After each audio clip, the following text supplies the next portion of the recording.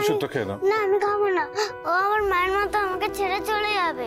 কেউ যাবে না তোমাকে ছেড়ে, এখন ওষুধটা খেয়ে নাও, নাহলে শরীরটা ঠিক হবে না তোমার। না আমি ওষুধ খাবো না, ওষুধ খেলেই আমি ঘুমিয়ে পড়বো, আর আমি ঘুমিয়ে গেলে আমাকে ছেড়ে চলে যাবে, আমি ওকে ছাড়বো না।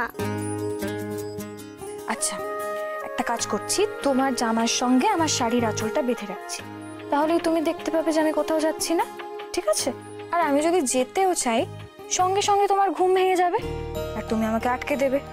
কি রাজি তো? সত্যি বেঁধে দেবে? হ্যাঁ এই দেখো একদম সত্যি সত্যি বেঁধে দিচ্ছি।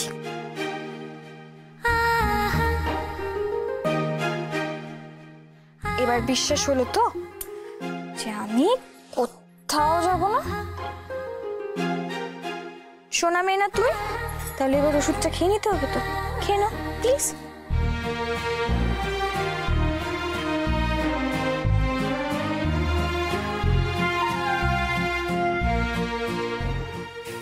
লক্ষ্মী মেয়ে, সোনা মেয়ে, সব ঠিক হয়ে যাবে এবার। এবার ঘুমিয়ে পড়ো, কেমন? ঘুমিয়ে পড়ো।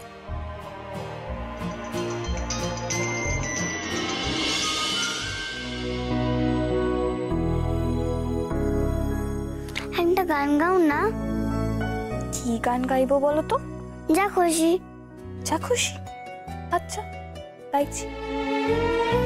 আমার হিয়ার মাঝে লুকিয়েছিলে, দেখতে আমি পাইনি তোমায়, দেখতে আমি পাইনি। আমার হিয়ার মাঝে লুকিয়েছিলে।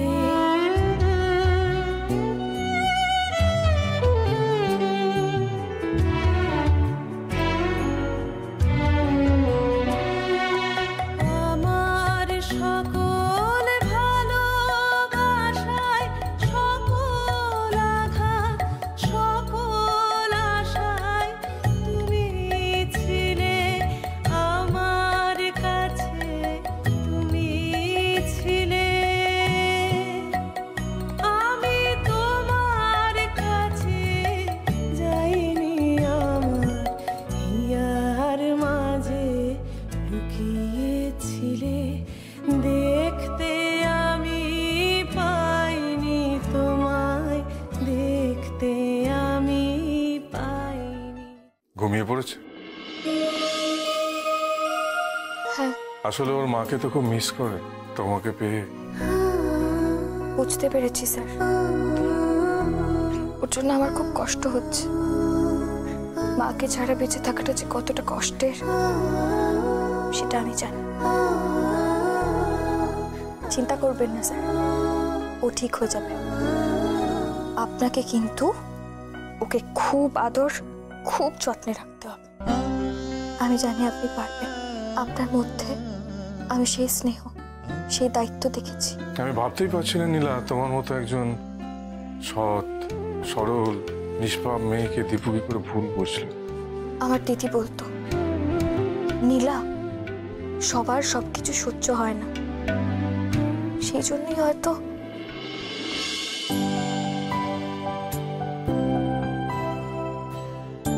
আপনার কি কোথাও বেরোনোর আছে? হ্যাঁ, কি করে বুঝলে?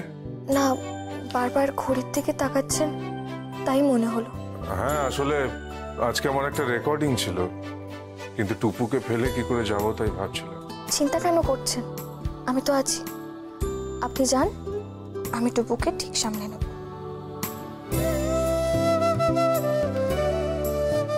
আমি তো আমার গুরুকে কোনো দক্ষিণা দিতে পারিনি, ধরে নিন এটাই আমার গুরু দক্ষিণা। তুমি পারবে তো? পারবো স্যার, এখন আমি কয়েকটা দিন ওর কাছেই থাকব। আপনি নিশ্চিন্তে যান, কাজ সেরে আসুন।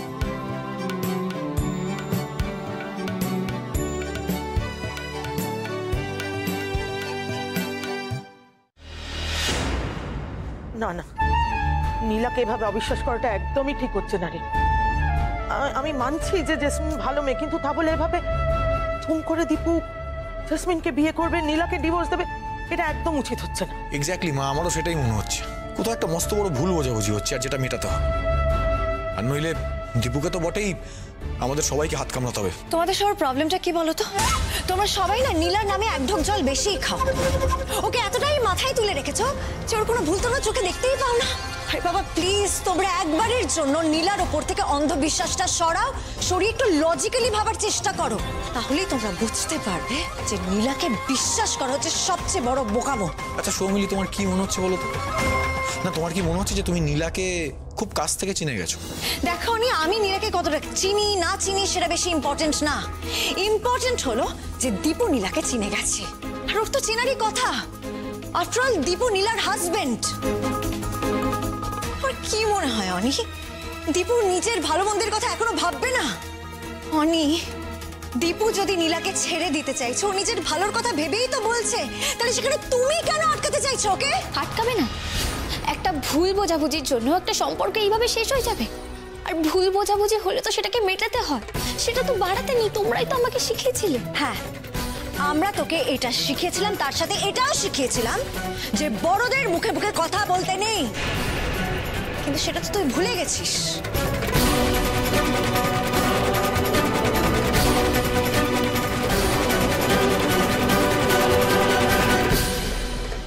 ওই তো দীপুরে এসে গেছে।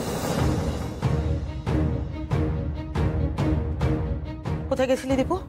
হ্যাঁ, কোনো ভুল সিদ্ধান্ত নিয়ে নিসনি তো? আমার যা সিদ্ধান্ত নেওয়ার আমি নিয়ে নিয়েছি। কোনোভাবেই আমি আর আমার জায়গা থেকে নড়ব না। দীপু, এটা কিন্তু তোর লাইফের একটা গুরুত্বপূর্ণ ডিসিশন। তাড়াহুড়ো করে কোনো সিদ্ধান্ত নিবি না। শুধু তোর নয়, তোর এই ডিসিশনের উপর কিন্তু তিনটে জীবন নির্ভর করছে। রাগের মাথায় কোনো ভুলভাল ডিসিশন নিস না।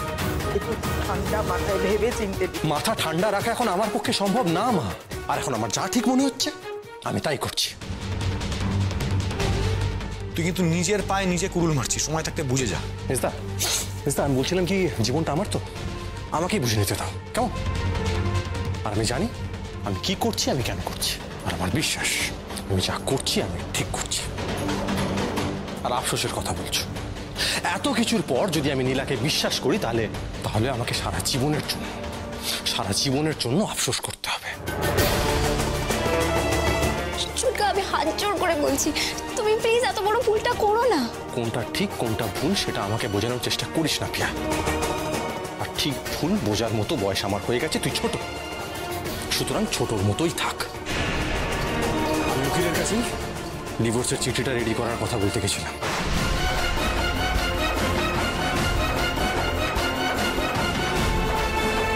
মানে তুই ডিভোর্সের চিঠিও তৈরি করে ফেললি?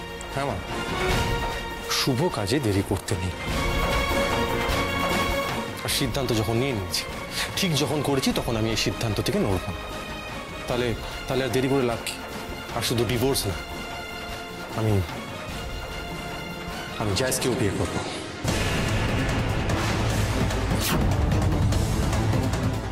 খুব তাড়াতাড়ি বিয়ে করব। ও সব কিছুতে আমার পাশে থেকেছে। আজকে যদি জায়েজ আমার পাশে না থাকতো তাহলে আমি নীলার আসল রূপ কোনোদিনও দেখতে পারতাম না। সারা জীবন বিশ্বাস করতাম আর ঠকে যেতাম। ছোটকা, ইচ্ছা করে উনি তোমাকে ছোট কাকির বিরুদ্ধে অনেক ভুলভাল বলেছে। আসলে উনি ছোট কাকি। পিয়া, তোকে কতবার বলতে হবে, বড়দের মাঝখানে কথা বলিস না। নীলা তোর স্ত্রী, অগ্নি সাক্ষী করে ওকে বিয়ে করেছিলি, এত তাড়াতাড়ি সবকিছু শেষ করে দিতে চাইছিস? পারবি তো? দীপু তুই আর একটু ভেবে দেখ ভাই।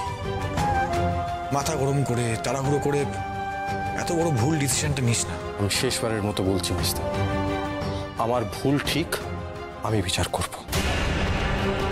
আমি আমার জীবন নিয়ে সিদ্ধান্ত নিয়ে নিয়েছি। কারো যদি মানতে ইচ্ছা না করে তাহলে আমার কোনো আপত্তি নেই। আমার জীবনের ব্যাপারে কেউ নাক না গলালেই আমি খুশি হব।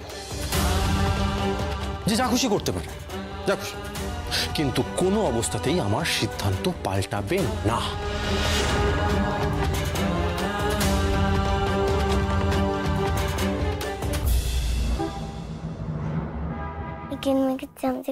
কি ভাবছো?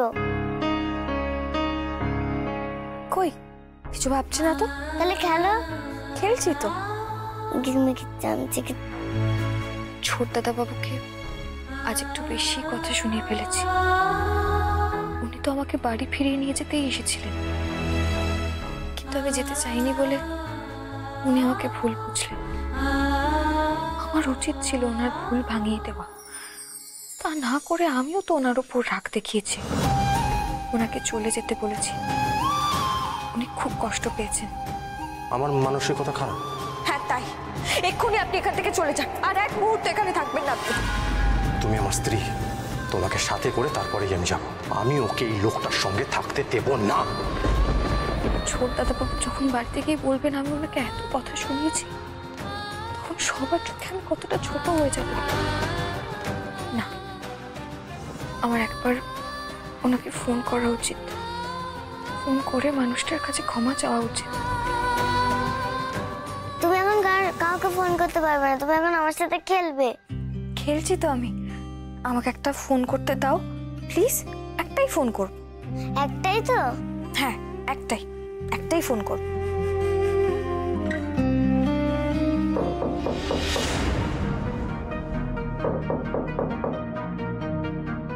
বাবা এসেছে মনে হয়। দাঁড়াও, আমি দেখছি, তুমি খেলো, আমি আসছি।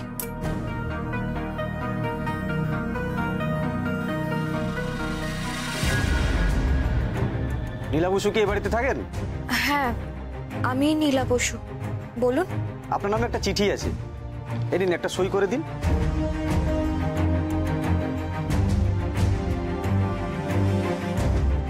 এই নিন, ধরুন।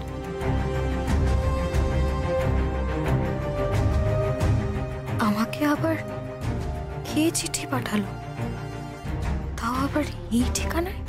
আমি আসছি।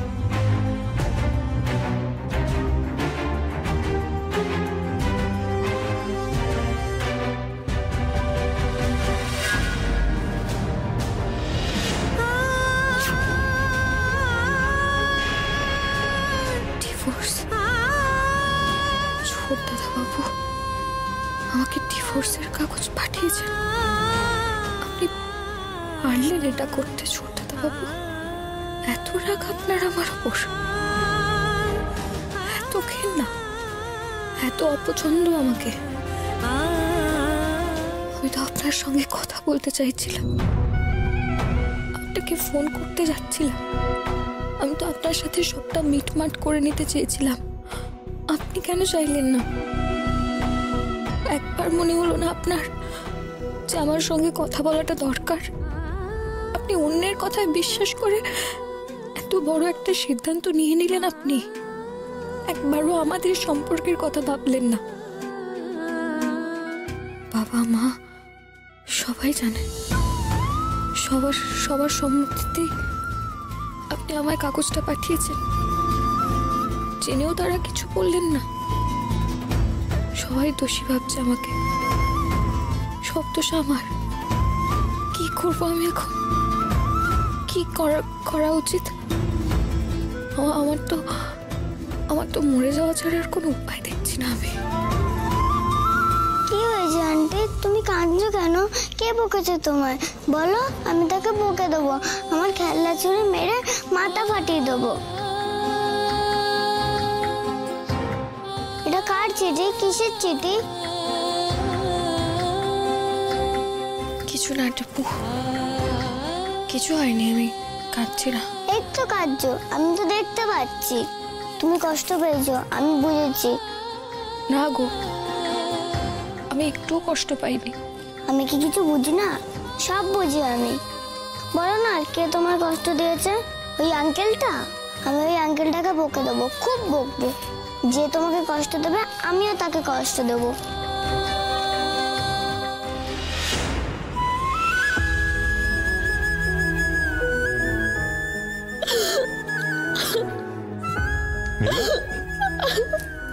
নীলা, কি হয়েছে? তুমি কাঁদছো কেন? কি হয়েছে? এই দেখো বাবা, একটা লোক এসে এই কাগজটা দিয়ে গেল। এটা দেখেই আন্টি কাঁদছে। দেখো না কাগজটা, এটা কিসের কাগজ? বলো না এটা কিসের কাগজ? ও, এটা একটা দরকারি কাগজ মা। টুপু, বলছিলাম কি তুমি একটু ওই দিকটা গিয়ে একা একা খেলবে? তোমার আন্টির সঙ্গে আমার একটু দরকারি কথা আছে। কি কথা আমার সামনে বলো না। বড়দের কথায় ছোটদের থাকতে নেই। যাও।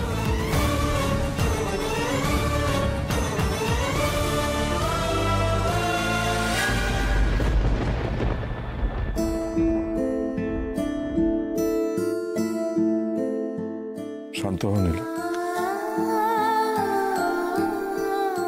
আমি জানি তোমার যতটা রাগ হচ্ছে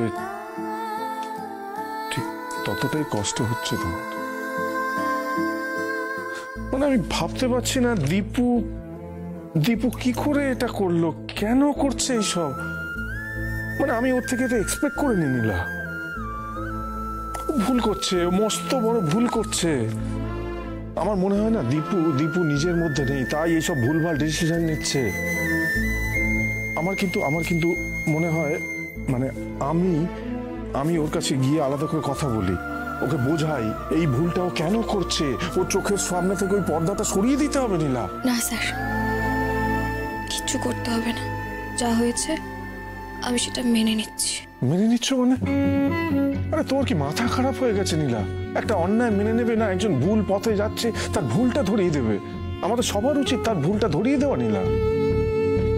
প্লিজ স্যার। আমাকে রিকোয়েস্ট করো না নীলা, আমি কিন্তু অন্তত এই ব্যাপারে তোমার কোনো কথা শুনবো না। কেউ বলুক না বলুক, আমি গিয়ে দীপুর সঙ্গে কথা বলবো। না, কিছুতেই না। আরে কেন বুঝতে চাইছো না তুমি নীলা? আমার নতুন করে কিছু বোঝার নেই স্যার। এই যুদ্ধটা আমার জন্য আপনাকে কিচ্ছু করতে হবে না। আমি আপনার কথাটা মানছি, আমি কিছুতেই এটা মুখ বুঝে সহ্য করবো না, মুখ বুঝে মেনে নেব না। লড়াইটা লড়বো আমি, কিন্তু এই লড়াইটা আমায় একা লড়তে দিন। আমি আপনার কাছে হাত জোড় করছি। যদি হেরে যাও? যদি হেরে যাই তাহলে জানবো আমি নিজের জন্য হেরেছি, আর যদি জিতে যাই সেটাও জানবো নিজের জন্য। কিন্তু আপনি যদি আমাকে সাহায্য করেন, আমি নিজে যদি কিছু না করি, তাহলে আমার মনে হবে আমি নিজের জন্য কিচ্ছু করতে পারিনি। আপনি আমার জন্য অনেক করেছেন স্যার, অনেক করেছেন, আর তার ঋণ আমি কোনোদিন শোধ করতে পারবো না। কিন্তু এই লড়াইটা আমায় একা লড়তে দিন। তুমি লড়বে কি করে? দীপু কি আদৌ তোমার কথা শুনবে? ছোটদাদা বাবু এত সহজে সবটা ভুলে গেলেন? না না, এটা কিছুতেই হতে পারে না। কোথাও না কোনো একটা ভুল হচ্ছে, এটা কিছুতেই হতে পারে না। বিয়ের সম্পর্ক তো 7 জন্মের। এভাবে কি সত্যি সবটা শেষ হয়ে যেতে পারে? না না, পারে না। ঠিক বলেছো নীলা, বিয়ের সম্পর্ক 7 জন্মের সম্পর্ক, এটা এইভাবে শেষ হয়ে যেতে পারে না। আমি তাই তো বলছি, তুমি এটাকে এভাবে শেষ হতে যেতে দিও না নীলা। আমি আবারও বলছি, আমার যদি কোনো রকম প্রয়োজন, কোনো রকম হেল্প লাগে তুমি বলো। না স্যার, যা করার আমি একাই করব। বেশ, কি করবে কিছু ভেবেছো? সেটাই তো ভাবছি। যাবো একবার ছোটদাদা বাবুর কাছে, সামনাসামনি গিয়ে ওনার সাথে কথা বলবো। উনি কি আমার সাথে দেখা করতে চাইবেন? মা কালী, আমাকে পথ দেখাও মা। আন্টি দেখো না, আমার পুতুলের জামাটা ছিঁড়ে গেছে, একটু ঠিক করে দেবে গো? ওর খুব শীত করছে, একটা সোয়েটার লাগবে। সোয়েটার দেবে? দিতে তো হবেই, না হলে যে ওর ঠান্ডা লেগে যাবে। চলো তো দেখি কি করা যায়।